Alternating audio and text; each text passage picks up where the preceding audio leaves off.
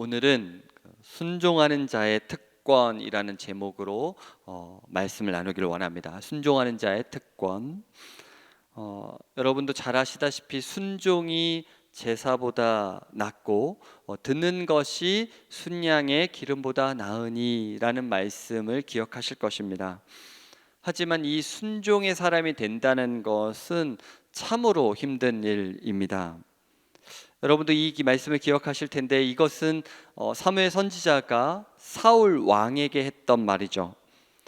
순종을 안 하는 데는 다 이유가 있습니다. 왜냐하면 순종을 안 하고 다른 선택을 하는 것이 나에게 더 달콤함으로 다가오기 때문이죠. 사울은 자신이 왕이 되고 싶고 자신이 결정권자가 되고 싶은 마음에 하나님을 왕 모시기를 거역하고 자기중심적인 불순종을 선택하게 됩니다. 어쩌면 지금도 다윗 왕이 아닌 사울 왕의 시대가 아닌가 싶습니다. 이 한 목회자가 이런 이야기를 했는데요. 현대 전도의 비극은 믿음으로 부르심 받은 사람은 너무나 많은데 순종으로 부르심 받은 사람이 적다라는 사실이다. 그래서 사실 현대 전도가 안 된다라고 이야기하는 거죠. 믿는다라고 하는 사람은 많지만 순종하는 사람은 적다라는 것을 지적하고 있습니다. 모세와 이스라엘 백성들은 하나님 나라의 백성이 되기 위해서 이 광야 땅에서 순종의 길을 걸어가야만 했습니다. 그래서 이스라엘 백성에게 하나님이 언약의 말씀을 주셨는데요, 그 말씀을 순종하느냐 아니냐에 따라 축복을 받을지 저주를 받을지가 결정되고 그것을 배우게 된다라는 것입니다. 그래서 하나님 나라는 총 세 가지로 이루어져 있다라고 하시죠. 하나님 나라에는 하나님의 씨, 하나님의 백성이 있고, 하나님의 나라, 하나님의 땅이 있고, 또 하나님의 의지인 하나님의 말씀, 법이 있습니다. 결국 하나님 나라의 핵심은 이 하나님 나라의 씨인 이 백성이 하나님 나라의 땅, 그 가라고 하셨던, 명령하라고 하셨던 그 하나님의 나라의 땅에서 하나님의 법대로 순종하는 것이 하나님의 그림이었죠. 그런데 그것의 핵심이 있는데, 그 핵심은 바로 마음의 변화입니다. 마음의 변화. 따라하겠습니다. 마음의 변화. 이 마음의 변화는 바로 우리가 예수 그리스도를 통해서 이루어진다는 사실을 우리 신약의 성도들은 이미 알고 있습니다. 너희는 이 세대를 본받지 말고 오직 마음을 새롭게 함으로 변화를 받아 하나님의 선하시고 온전하신 뜻이 무엇인지 분별하도록 하라. 아멘. 그러므로 너희는 마음의 할례를 받고 마음의 할례를 행하고 다시는 목을 곧게 하지 말라. 이것은 신명기 10장의 말씀입니다. 결국 이 신명기에 마음의 할례를 받고 목이 곧게 하지 말라는 말씀은 바로 이 로마서 말씀처럼 변화를 받는 삶을 통해서 이루어진다라는 것이죠. 이 마음의 변화를 좀 더 그림으로 설명하는 것이 마음의 할례라고 볼 수 있겠습니다. 할례는 무엇입니까? 바로 하나님의 자녀가 되었다는 표징, 표적 아니겠습니까? 이 할례라는 의식을 통해서 상징적으로 나의 옛사람은 죽고 하나님의 언약의 백성으로 새롭게 태어났다라는 걸 의미하는 것이 마음의 할례인데요. 바로 이 존 웨슬레도 이 마음의 할례라는 설교에서 이렇게 얘기했습니다. 마음의 할례라는 것은 하나님의 형상으로 새로워져서 혼과 마음과 영의 올바른 상태다. 이 혼과 영과 마음의 올바른 상태를 우리는 다른 말로 거룩이라고도 표현하죠. 하나님의 거룩하심. 그 거룩하심을 내 마음의 변화로 삼는 것. 하나님처럼 거룩하고 싶어지는 열망이 우리 마음에 있어서 하나님의 뜻대로 합당하게 살도록 노력하는 상태를 바로 마음의 할례를 받은 마음의 변화라는 것입니다. 그런데 여러분, 아무리 내 마음을 변화시키려고 해도 내 마음은 본성대로 살고 싶어 하죠. 거기서 어려움이 있습니다. 내 본성대로 내가 원하는 대로 살고 싶어하는 욕망이 더 강합니다.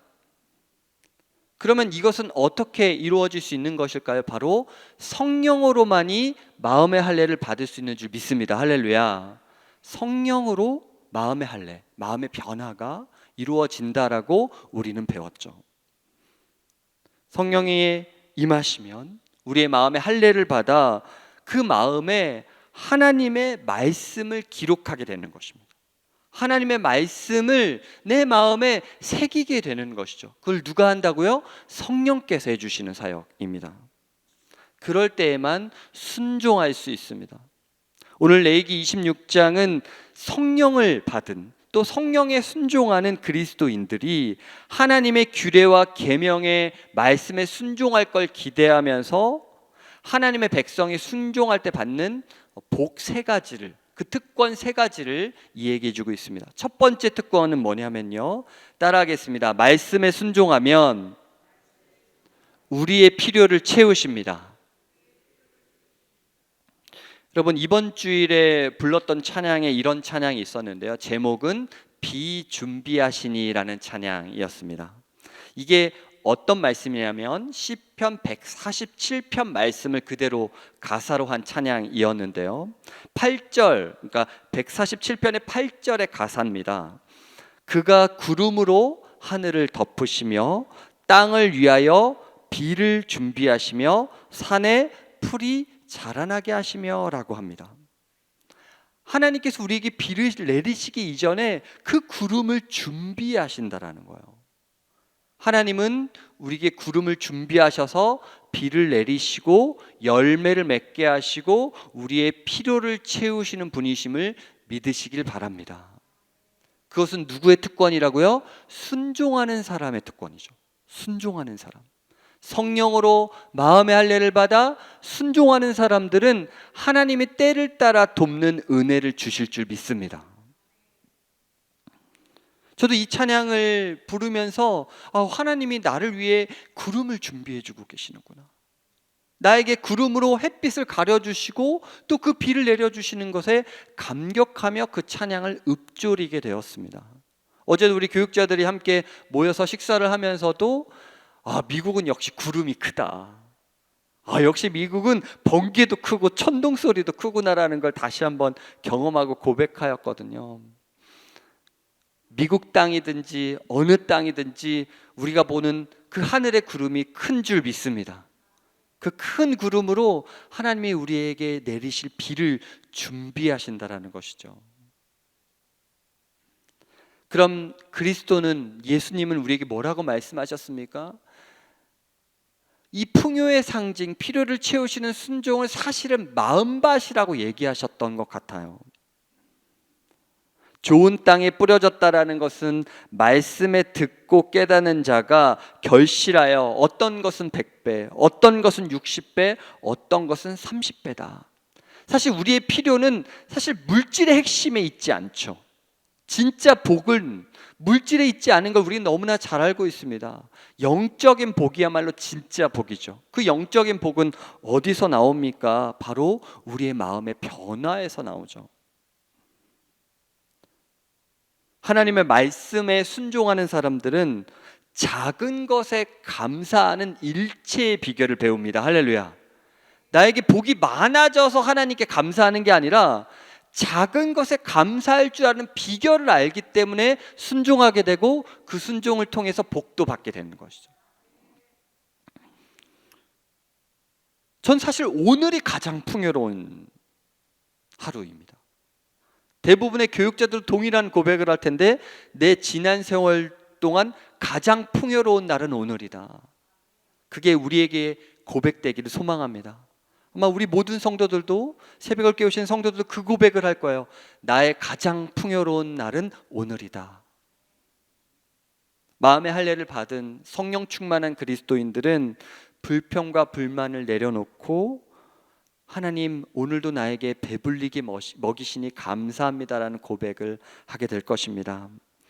두 번째, 순종하는 자의 특권을 따라하겠습니다. 말씀에 순종하면 평화를 주십니다. 이 해외에 살아갈수록 안전이 얼마나 중요한 것인지, 평화가 얼마나 중요한 것인지 우리는 다 고백하게 되죠. 동물들도, 나를 위협하는 칼들도, 원수들이 언제나 공격할 수 있는 상황들이 해외를 가면 갈수록 더 도드라집니다. 어쩌면 마음의 할례를 받는 자들은 그런 전쟁 속에서도 평화가 있다라고 고백하는 사람들 같아요. 예수님을 믿는 사람들이 어떤 땅을 간다고 해서 전쟁이 사라지진 않아요. 나의 원수들이 사라지진 않습니다. 내 원수의 목전에서도 주님 주시는 평화가 있다라고 고백하는 사람들이죠. 그래서 우리는 그런 사람들을 뭐라고 부릅니까? 피스메이커라고 부릅니다. 평화를 전하는 사람들, 안전을 전하는 사람들이죠. 그런데 우리의 속사람, 옛사람들은 어떻게 얘기합니까? 자꾸 강한 사람을 의지하라고 말합니다. 너도 강한 힘을 가져야 돼. 그러니까 강한 성을 쌓아라. 강한 힘을 가진, 강한 돈을 가진 사람을 의지해라라고 내 마음, 옛사람이 유혹하죠. 하지만 오늘 주님, 우리의 말씀, 하나님은 우리에게 뭐라고 말씀하십니까? 참 평화는 말씀에 순종할 때 이루어진다라고 얘기합니다. 말씀에 순종할 때 평화가 이루어진다. 마태복음 5장 9절 말씀, 산상수훈 말씀 우리는 너무나 잘 아시지요. 화평케 하는 자는 복이 있다. 하나님이 그들을 자신의 자녀, 하나님의 자녀라고 부르실 것이다. 결국 화평케 한다라는 건 무슨 뜻입니까? 평화를 이루는 사람이라는 것이죠. 피스메이커라는 거죠. 피스메이커에게 복이 임하는 줄 믿습니다. 하나님께서 그리스도를 내세우셔서 우리를 자기와 화해하게 하시고 우리에게 화해의 직분을 주셨다라고 말씀하셨죠. 예수님을 통해서 하나님과 평화를 이룬 사람은 세상과도 평화를 이룰 수밖에 없습니다. 그러면 우리가 가는 곳마다 원수된 자, 악한 자들은 떠나가게 됩니다. 5이 100을 쫓고 너희 100이 만을 쫓으리니 너희 대적이 너희 앞에서 칼에 엎드려질 것이며. 이 성 프란체스코를 아시지요? 이 아시시 성의 성 프란체스코가 이런 시를 썼어요. 여러분도 잘 아시는 시입니다. 주여 나를 평화의 도구로 써주소서.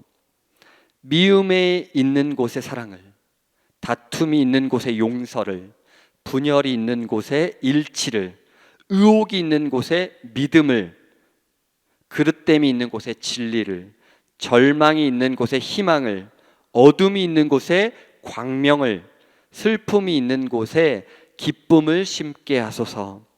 위로받기보다는 위로하고, 이해받기보다는 이해하며, 사랑받기보다는 사랑하게 해주소서. 우리는 줌으로써 받고 용서함으로 용서받으며 죽음으로써 영생을 얻기 때문입니다. 순종하는 사람들은 평화를 이루는 사람들입니다. 자신의 생명, 죽음으로 평화를 이루는 사람들이죠. 세 번째, 말씀에 순종하는 사람들 따라하겠습니다. 말씀을 순종하는 자에게는 하나님이 함께 하십니다. 세 번째 가장 중요한 특권인데요. 이 특권은 하나님이 함께 하시는 특권이에요. 그리고 그 하나님과 함께 하실 때 그와 맺은 언약을 반드시 지키신다라고 오늘 말씀에 기록하고 있습니다. 내가 내 성막을 너희 중에 세우리니 내 마음이 너희를 싫어하지 아니할 것이며. 성막은 바로 하나님 임재의 상징이죠. 가는 곳마다 하나님이 동행하시겠다. 내가 너에게 임재하겠다. 너희 중에 함께하겠다라는 것입니다. 나는 너희 중에 행하며 너희의 하나님이 되고 너희는 내 백성이 될 것이라. 하나님이 우리 가운데 계시는 것만큼 가장 큰 축복이 없습니다. 사실 앞에 있는 모든 복들은 하나님과 동행할 때에만 가능한 축복들이고, 그 앞에 축복들, 어떤 안전의 축복, 또 하나님의 주시는 필요의 축복들보다 사실 하나님이 함께 하시는 축복이 더 큰 줄 믿습니다. 우리를 죄의 노예에서 해방시키신 예수 그리스도가 우리 가운데 계시는 것, 임마누엘의 예수님이 우리 가운데 계시는 것보다 더 큰 복은 없는 줄 믿습니다. 예수님을 믿어서 복을 받는 것이 아니라 예수님이 복이라는 걸 고백하는 것이 그리스도인입니다. 여호사 1장 9절 말씀을 통해서 우리는 늘 기억해야 될 것입니다. 내가 내게 명한 것이 아니라 마음을 강하게 하고 담대히 하라. 두려워 말며 놀라지 말라. 내가 어디로 가든지 내 하나님 여호와 너와 함께 하시리라. 할렐루야. 내 하나님 여호와가 너와 함께 하시리라. 그것이 여호사에게 하셨던 하나님의 강한 어조의 말씀이셨죠. 두려워 말라. 내가 너와 함께함이니라. 놀라지 말라. 나는 내 하나님이 됨이니라. 내가 너를 굳세게 하리라. 참으로 너를 도와주리라. 참으로 나의 의로운 손으로 너를 붙들리라. 내가 너에게 분부한 모든 것을 가르쳐 지키게 하라. 볼지어라. 내가 세상 끝날까지 너희와 항상 함께 있으리라. 우리 하나님, 우리 주 예수 그리스도께서 나와 함께 하심, 나와 세상 끝날까지 끝까지 함께 하심이 최고의 복인 줄 믿습니다. 성삼위 하나님께서 우리와 함께 하신다라는 것처럼 큰 복은 없지요. 마음의 할례는 결국 성령을 통해 말씀에 순종하는 새 마음을 가지게 되는 것입니다. 그러면 우리는 말씀에 순종하여 어디를 가든지 자족할 줄 알고 감사할 줄 아는 일체의 비결을 배우게 됩니다. 하나님이 나에게 필요를 채워주시는구나라는 걸 깨닫게 되는 것이죠. 주님이 주시는 만나만으로도 감사하며 일용할 양식만으로도 감사하며 사는 하루가 되는 지혜를 배우게 됩니다. 순종하는 자에게는 평화의 복을 주십니다. 그리스도를 통해서 하나님과 평화를 경험한 우리는 가는 곳마다 분쟁을 일으키지 않고 평화를 임하게 합니다. 그리스도를 통해서 하나님과의 평화를 이룬 우리는 가는 곳마다 피스메이커가 되는 거죠. 용서를 받았기에 용서를 해주고, 미움이 있는 곳에 사랑을 전하며, 위로받기보다는 위로해주는 자가 됩니다. 마지막으로 가장 큰 특권은 바로 임마누엘의 예수님과 동행하는 삶입니다. 말씀에 순종하는 자에게는 하나님이 늘 함께 동행해 주십니다. 우리 안에는 예수 그리스도께서 우리와 함께 끝까지 계실 것입니다. 순종이 제사보다 낫다라고 말씀하셨던 그 사울을 향한 말씀은 우리에게도 적용되는 것 같습니다. 불순종이 아닌 순종의 길을 가는 사람들, 하나님과 동행하는 사람들이 우리 되기를 간절히 소망합니다.